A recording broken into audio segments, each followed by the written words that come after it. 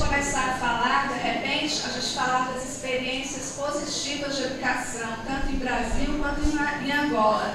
Porque o Brasil pode até estar à frente de Angola, mas nós ainda temos pessoas, ainda temos estudantes com dificuldades para se inserir em todo o processo educacional. Então, nós também ainda temos falhas que precisam ser identificadas e precisam ser sanadas. Então, é nesse sentido que muitos professores do Brasil têm trabalhado. Então, muitas vezes a gente fala, o Brasil está na lista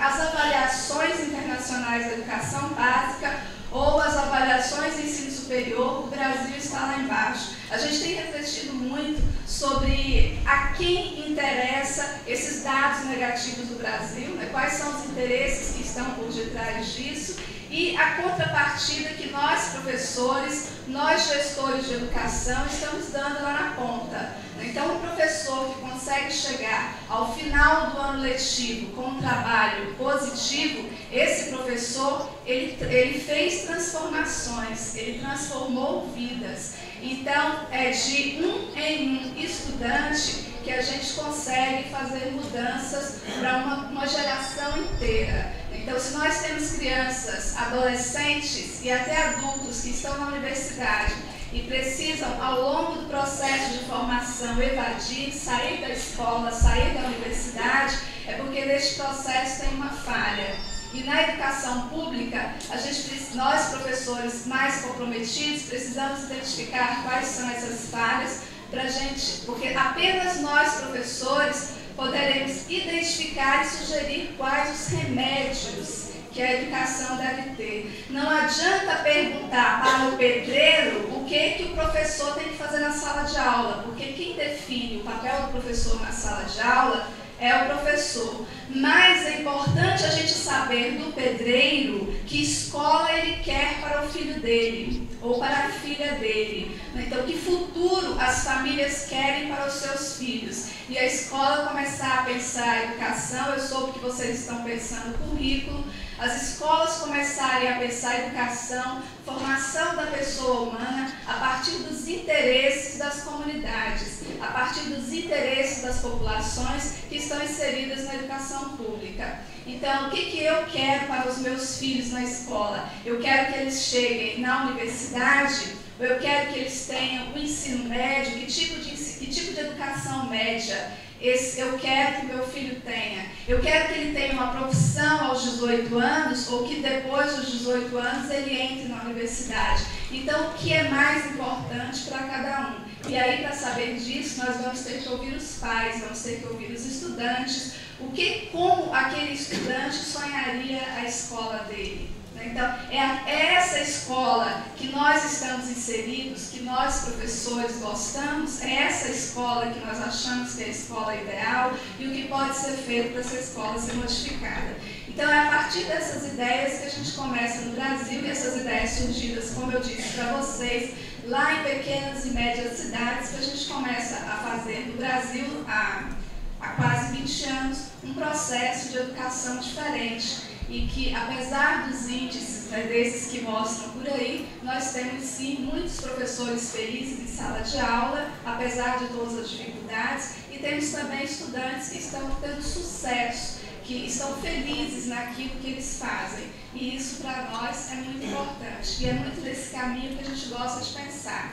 É claro que o momento político no Brasil não é um momento propício para a gente acreditar que essas mudanças vão continuar. Mas a semente já foi plantada. Então, se essas mudanças não continuarem agora, num dado momento as coisas vão voltar a acontecer como nós gostaríamos que acontecessem. Me parece que o Brasil, neste momento, passa por um estado que precisa amadurecer politicamente novamente, para a gente voltar a crescer como vinha crescendo em termos de povo, de população pobre que eu estou falando, não das populações ricas, dos grupos que não são nem populações, dos grupos ricos que têm seus filhos em escolas privadas e as melhores escolas do Brasil. Não são estes. Nós discutimos mesmo e estamos interessados na educação pública. O que fazer para melhorar aquela educação que é a educação que deve ser para todos.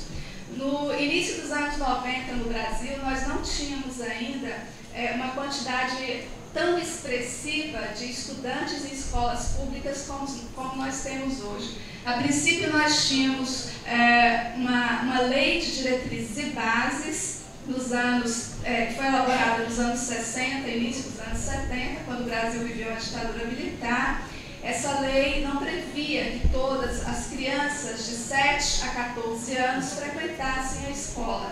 Essa lei tinha uma série de aberturas para que essa idade, que depois, nos finais dos anos 90, foi considerada como idade obrigatória da criança na escola, ela tinha uma série de desvios. E um deles é o meu objeto de pesquisa, que é o trabalho infantil. Então, teve um momento no caminhar da legislação para a educação no Brasil, que se a criança precisasse estudar para ajudar a família, ela não precisava frequentar a escola. Só que aí, naquela época, eu digo nós professores, porque estes questionamentos são de professores. Os professores começaram a pensar, mas se o meu aluno tem que desistir de ir para a escola porque ele trabalha para ajudar a família, qual vai ser o futuro dessa criança?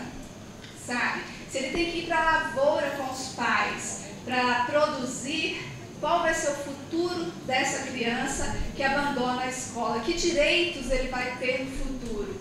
Ele vai conseguir, quais as perspectivas de futuro que ele vai ter? Então, pensando nisso e várias outras questões que sempre incomodaram, que começam as mudanças no Brasil, essas mudanças, mas elas começam, como eu disse para vocês, não foi pela cabeça do político, pela cabeça do presidente, não, foi pela cabeça dos professores organizados, os professores insatisfeitos com a forma que eles estavam trabalhando. Então, estes professores insatisfeitos que começaram a mexe daqui, mexe dali, começa a mostrar, a divulgar o seu trabalho, a questionar o que nós estávamos vivendo, e essas mudanças começam a acontecer. Né? Então, aí a gente essa lei dos anos 60, que foi a 5692/71, olha aí, ela é de 1971, tem muita gente aqui que nem nascido era nessa época. Então, era uma lei voltada para a formação técnica dos estudantes brasileiros. Então, nós estudávamos para depois chegar apenas até os 18 anos estudando. Aos 18 anos, 17, 18 anos ou um pouco mais, os estudantes saíam das escolas brasileiras, das escolas públicas, não tinham perspectivas de entrar na universidade, porque era difícil. A universidade pública era para os filhos de quem tinha estudado em escola privada, e universidades privadas eram poucas e muito caras. Então, o filho do trabalhador no Brasil não tinha acesso à universidade. Mas aí a gente começa a pensar, né, os nossos professores lá naquela época começam a pensar, mas por que os meus filhos e os meus alunos, os estudantes, não têm direito a entrar na universidade? Então, esses professores começam a questionar e a pressionar o governo. E a pressionar através dos seus sindicatos, através das organizações de professores e organizações também não governamentais, que naquela época eu não sei qual nome tinha, mas a maioria delas ligadas à igreja, né, que também teve muita importância no Brasil, para a alfabetização de adultos nos anos 70, início dos anos 80, e começam a pressionar.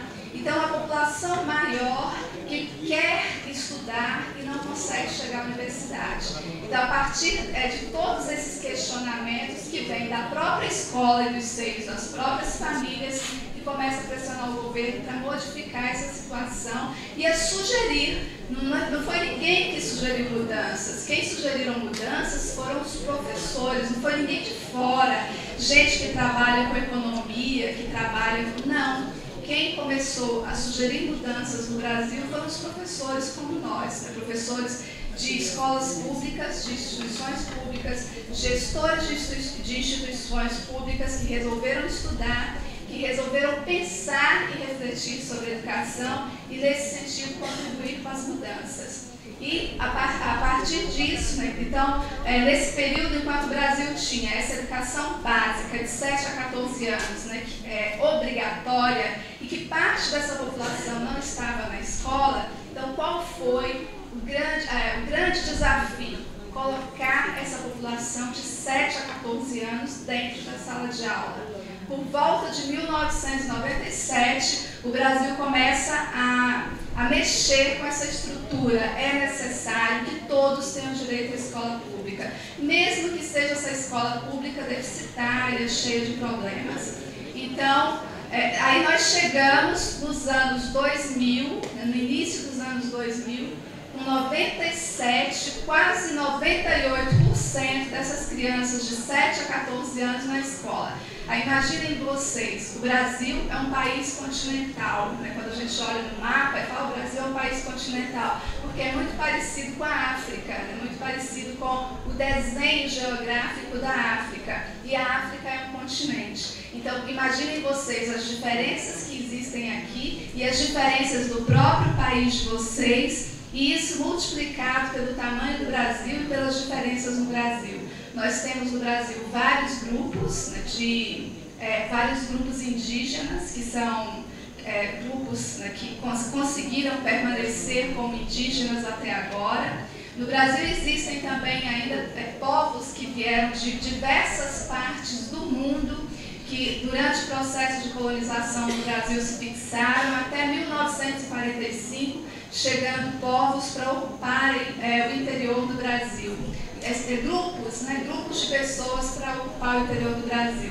Então, nessa época, 1945, depois da Segunda Guerra Mundial, é aquela coisa, chega pessoas que tinham sido perseguidas, grupos sonhando em ficarem ricos no Brasil, e muitos foram para trabalhar. Então, uma escola pública para atender a essas pessoas todas, além dos africanos, né, gente, que chegaram no Brasil ainda durante o primeiro período da colonização e que hoje compõem grande parte da população brasileira. Então, nós brasileiros, inclusive isso é um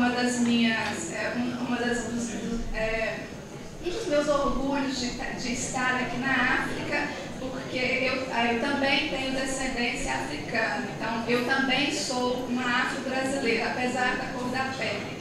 Então, isso, vir aqui me faz voltar às origens da minha família, a parte das origens da minha família que eu não conheço. Então, isso tem um significado, tanto pessoal quanto profissional, muito grande de aprendizado. E essas mudanças todas, elas começam a ocorrer a partir dessas pressões destes grupos, que são grupos desprivilegiados no Brasil. Há pouco tempo no Brasil, isso foi um fato que eu presenciei, você chegava nas escolas públicas, porque estudantes afrodescendentes de pele mais escura, dentro da sala de aula de escolas privadas, até hoje são poucos. Apesar de ser, da maioria, 95% da população brasileira, ter na sua composição familiar afrodescendentes. Aí vejam vocês, né, 95% das famílias e nas escolas privadas, que são muitas no Brasil, as crianças de cor, de pele mais escura, não costumam estar nessas escolas, são algumas exceções. E a escola pública brasileira, um fato que muito me chamou a atenção logo no início da minha vida profissional, porque eu fiz essa escola que eu falei para vocês, que aos 18 anos tem uma profissão e vai trabalhar. Aí fui trabalhar e resolvi continuar estudando. E eu via estudantes nas periferias, os estudantes negros, as crianças negras sentavam lá no fundo da sala. As crianças brancas ficavam sentadas na frente. Então a gente precisava, naquele momento, se desprender deste preconceito. Mas os próprios professores não conseguiam perceber que eles estavam também discriminando na sala de aula. Através da reflexão, do debate, das reclamações, dos estudos, é que nós conseguimos fazer essa leitura da necessidade de melhorar o nosso comportamento com as camadas menos privilegiadas da população brasileira. Essa história do Brasil, ela tem um significado muito forte, porque quando a princesa Isabel assinou o fim da escravidão, os africanos que estavam no Brasil foram todos não tiveram acesso à moradia, não tiveram acesso à saúde, eles foram deixados, não sei se vocês usam aqui esta frase, ao Deus dará. Então, a população pobre brasileira ela é composta muito por afrodescendentes, por pessoas negras e pardas. Aqui, esse termo pardos, não gostamos lá, eu não gosto, mas é o que eu sou classificada, e também eu acho que vocês aqui também não gostam. Mas a população brasileira mais pobre é composta basicamente deste grupo, que são grupos que já eram pobres desde o Brasil colônia, há 300 anos atrás, e hoje continuam pobres. Então é uma pobreza que vem, que você observa o que nós chamamos de pobreza estrutural. A sociedade foi organizada dessa forma e nós ainda estamos nessas amarras. E é a partir da educação que a gente tem conseguido desprender um pouco dessas amarras. Foram criados nos últimos anos, além a educação básica hoje não ser mais dos 7 aos 14 anos, a educação básica no Brasil hoje é dos 4 anos de idade aos 17, 18 anos de idade, que é quando termina aquilo que nós chamamos de educação básica. Então, a educação básica, que antes ia até os 14 anos, hoje ela vai até os 18 anos. E ela é obrigatória. Então, quando a lei diz que é obrigatório, isso tem um significado. Porque se alguém desrespeitar, ele pode ser punido legalmente. Então, mesmo que isso não aconteça 100%, mesmo que a legislação não seja respeitada 100%, isso tem um significado de mudança. Se o estudante não tiver vaga para ele na escola até os 18 anos, o Estado vai ter que repensar isso. O município vai ter que repensar isso, porque é um direito que está na Constituição brasileira. Foi uma emenda constitucional que foi feita, então a educação pública ela deve acontecer nessa fase. No lugar em que eu vivo, que é o Distrito Federal, Brasília, a capital do Brasil, o governo do Distrito Federal, quando não há vaga para crianças de 4 anos na escola pública, ele tem que pagar a creche para a criança. Então, não é um valor 100%, mas a família recebe o valor para garantir que aquela criança... Obrigado. Eu queria saber da professora, quando dizia no Brasil, as crianças começam com a sua formação a partir dos 4 anos. E aqui em Angola é diferente. Aqui a criança tem que começar o seu ensino primário a partir de 5 anos e, por sua vez, deve completar 6 anos. Só se pode fazer a iniciação. Eu acho que eu já saber. Eu acho que o tempo não é muito cedo para a criança com 4 anos de idade na escola.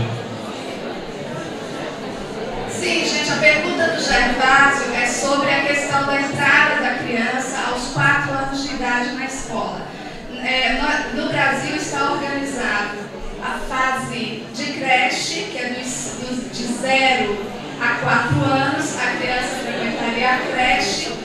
De 4 a 6 anos é o que chamávamos antes de pré-escola, que é o jardim de infância. Então, o jardim de infância é onde a criança vai receber orientações para a alfabetização aos 6 anos de idade. Então, é onde a criança vai socializar, os professores nessa fase vão trabalhar com as crianças o processo de socialização, de oralidade, a criança trabalhar a fala, vai trabalhar vários aspectos que vão contribuir com o processo de alfabetização. Então, a criança vai aprender a pegar no lápis, a pintar, vai aprender a cantar. Então, é muito uma fase de brincadeira. As pessoas que estudam a educação infantil hoje no Brasil estão alertando o tempo todo os professores para essa questão. A educação infantil é um momento de brincar. Então, hoje, se você tiver a oportunidade de entrar nas páginas das universidades, das faculdades de educação, para buscar sobre o que está sendo discutido nas faculdades, o que os estudantes estão estudando, vocês vão observar que um deles é o brincar na educação infantil. Então, nós chegamos a uma fase em que a gente entende que é necessário que neste período a criança não se prenda a cadernos e livros, mas que ela aprenda a ouvir histórias, que ela aprenda o gosto pelas histórias, aprenda a falar, a se expressar adequadamente, que ela comece a ter uma noção do mundo que a rodeia. Depois disso, essa criança entra aos 6 anos de idade, no que nós chamamos de primeiro ano de escolaridade. Aí sim, no primeiro ano, ela vai ser alfabetizada. Mesmo assim, muitos professores ainda defendem, muitos pesquisadores, que aos 6 anos de idade, a criança não pode sentar, como a maioria está aqui, e o professor ficar lá na frente falando, não, que ela deve aprender a ler e escrever brincando também, porque ela tem 6 anos de idade, né? E não sei se fica mais ou menos claro, mas de 6 anos de idade até os 18 anos de idade hoje é o período de educação, dessa formação de educação básica, de leitura e escrita. Os 2 anos anteriores, 4 e 5 anos, é o período do jardim de infância. Tem escolas exclusivas de jardim de infância no Brasil e tem jardins de infância que funcionam junto das escolas primárias e secundárias, que vocês chamariam aqui, e nós chamaríamos lá de ensino fundamental 1 e ensino fundamental 2, que é até os 14 anos. Então, se a comunidade não tem espaço ou não tem salas de aula disponíveis para ter uma escola de educação infantil, então tem um espaço, as salas de aula que são destinadas à educação infantil. E o Ministério da Educação, num determinado momento, elaborou todo um mobiliário para essas escolas também, com mesas e cadeiras de tamanho adequado para as crianças. Não é que tudo seja as mil maravilhas, não. Mas isso foi feito e em muitas escolas chegou sim um material mais adequado. Inclusive o Programa Nacional do Livro Didático, o Programa de Biblioteca nas escolas. Existem os livros de história infantil que vão para as escolas públicas para atender prioritariamente esse grupo de 4 e 5 anos de idade. Então é um grupo que tem tido uma atenção especial e que antes não tinha. Sequer tinha tinha escola para essas crianças no Brasil se não fossem espaços privados. Hoje não, hoje nós já temos espaços públicos. É claro que este grupo ainda não está 100% atendido, mas o que nós queremos, que as mães querem, os pais querem, os professores querem, é que essas crianças cheguem na escola aos 4 anos de idade. No primeiro ano, quando são bem trabalhadas nesta fase, elas aprendem a ler rapidamente e já têm desenvolvido gosto pela leitura. Então, isso faz muita diferença. Obrigada pela oportunidade. Uma vez que estamos aqui a falar de troca de experiência, eu queria passar uma troca de experiência à doutora que está aqui presente com relação à reforma educativa. Nós aqui em Angola antes trabalhávamos no sistema vigente, agora estamos no sistema reforma educativa. E na reforma educativa, as classes de transição automática, os alunos, mesmo a não saberem escrever, ler ou a não saberem fazer nada, eles devem aprovar automaticamente. Não sei como é que o Brasil trabalha com relação a isso. Gostaria de saber da doutora essa experiência. Vitória. Essa pergunta da Vitória é muito importante. Ela toca bem no fundo uma questão que no Brasil nós... Ela toca no Brasil uma questão muito profunda neste processo de chegar à educação para todos. A reprovação, primeiro nós tivemos este mesmo processo igual a esse que a Vitória falou, né, e com essas mesmas dúvidas que nos intrigavam muito enquanto professores e enquanto gestores. Como uma aprovação automática, como aquele aluno, como aquele estudante, aquela criança ou aquele adolescente, ele iria dar continuidade aos estudos sem ter condições, sem ter adquirido os conhecimentos básicos da série anterior. Então isso nos preocupava muito e parece que é bem o que você colocou, não é, Vitória? E no Brasil, este processo, ele não foi um processo encerrado. Nós estamos, neste momento, trabalhando na escola pública, neste momento que eu digo até o final do ano passado, né, em ciclos, porque este novo governo propõe reformas também. O novo governo que foi eleito propõe uma série de reformas. Mas nós discutimos muito essa questão, né, como aprovar sem ter os conhecimentos e habilidades necessárias para o ano seguinte.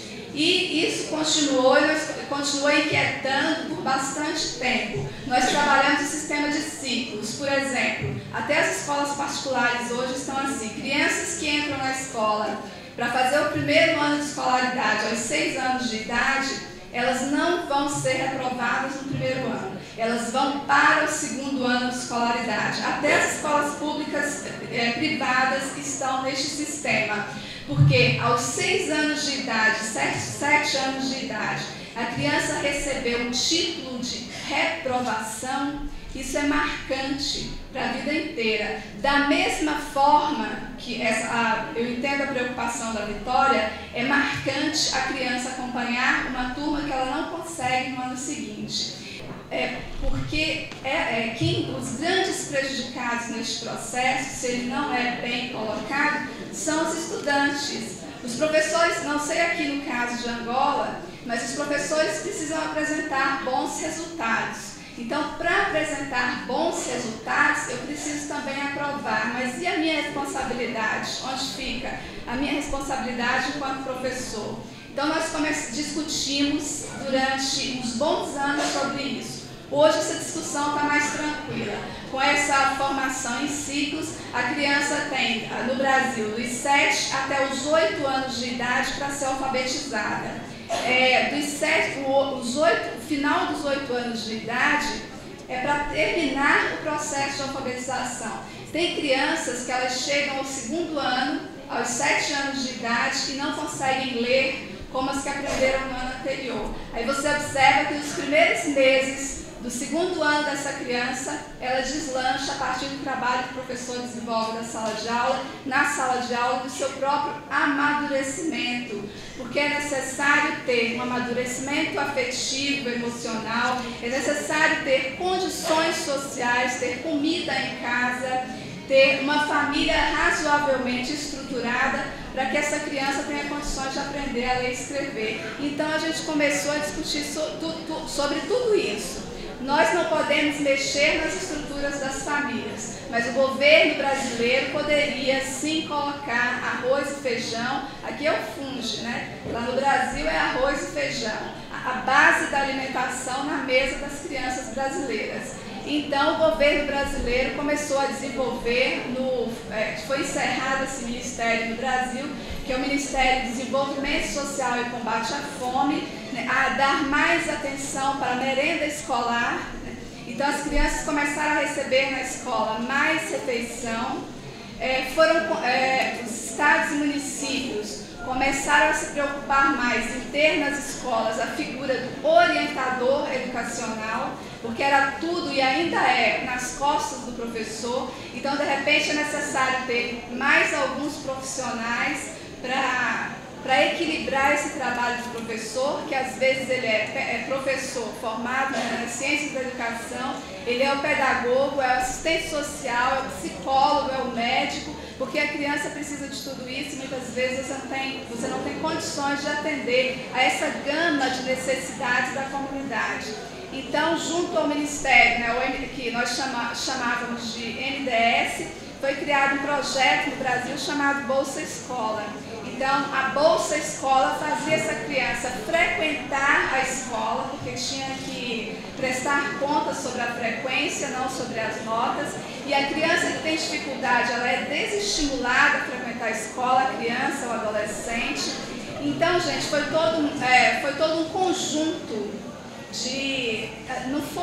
ainda é um conjunto de ações para conseguir a permanência na escola e a aquisição dos conhecimentos básicos dentro daquela idade. Agora, a reprovação, nós não defendemos a reprovação, porque a reprovação ela traz todo o estigma que o estudante vai levar durante toda a sua vida acadêmica. Então, a gente entende que o melhor é não reprovar mesmo só no último caso. Porém, né, a criança tem direito a ter pelo menos alimentação em casa para conseguir estudar na escola. Porque uma criança com a barriga roncando, ela não vai aprender a ler e escrever. Ela vai ficar pensando no que ela tem, no que ela vai conseguir para comer. Então, tentando equacionar essa questão da fome, nós começamos a ter melhores resultados no processo de alfabetização das crianças e na continuidade dos estudos durante o ensino fundamental e o ensino médio, que conclui com os 18 anos. Então, não foi uma iniciativa só do professor na sala de aula. Nós entendemos que a reprovação não deve acontecer, mas a gente entende que a criança que tem dificuldades alimentares, dificuldades psicossociais, que ela precisa ser encaminhada para os órgãos de atendimento.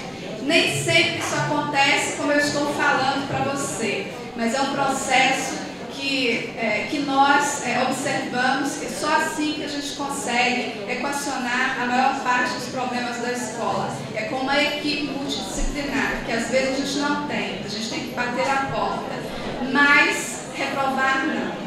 Reprovar traz essa dificuldade. Aí nós concordamos com a educação. A mensagem que eu gostaria de deixar para vocês é que a educação pública no Brasil, ela já foi uma escola de paredes de aqueles tijolos, que não é nem tijolo, é de barro com madeira, chamado de taipa no Brasil. Nós já tivemos muitas escolas dessa forma, hoje não temos mais, a não ser algumas escolas indígenas, mas porque os índios também preferem, eles não querem construções concretas dentro das aldeias. Já tivemos crianças com muita fome na sala de aula, já tivemos professores e ainda temos professores com salários baixíssimos, mas os de Angola são ainda mais baixos. E que muita coisa melhorou na educação brasileira. Precisamos que muita coisa ainda melhore.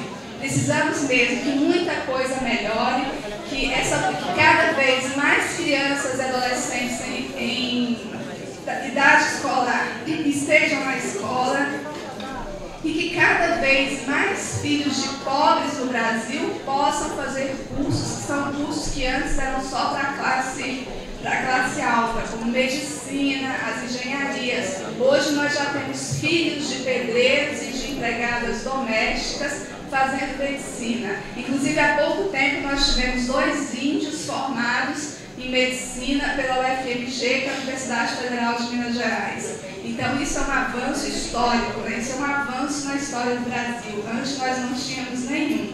Mas isso tudo foi conquistado a partir da organização dos pais, da comunidade e dos professores nas escolas. Então, foi uma forçação de barra até a gente conseguir que esses poucos chegassem lá onde eles estão e abrindo espaço para que outros entrem. E é isso que eu espero também que Angola e todos os professores comprometidos tenham um curto espaço, um espaço menor de tempo do que foi no Brasil, né? Que a gente comece a conquistar cada vez mais aqui e lá espaço que os estudantes das escolas públicas não puderam frequentar.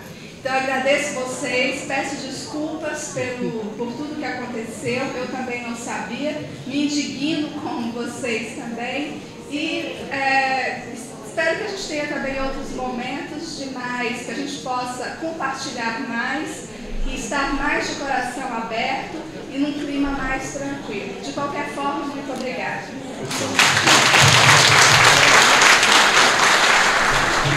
Ok. Permitam-me só algumas palavrinhas já para encerrar mesmo.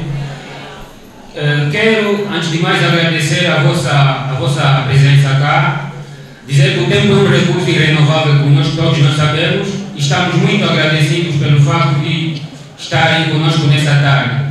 Estão cá há muito mais tempo, possivelmente porque a informação se calhar não terá sido bem passada. Nós tínhamos coordenado esta atividade para as 15 horas, compreendemos que têm as vossas atividades também para fazer, têm as vossas responsabilidades e não podem ficar retidos num determinado espaço por tanto tempo. Compreendemos isso, pedimos as nossas sinceras desculpas enquanto Associação Umunga e mais uma vez reiterar que o objetivo desta atividade era simplesmente aproveitar aqui o potencial da doutora Dalva para poder partilhar algumas experiências aqui conosco enquanto professores.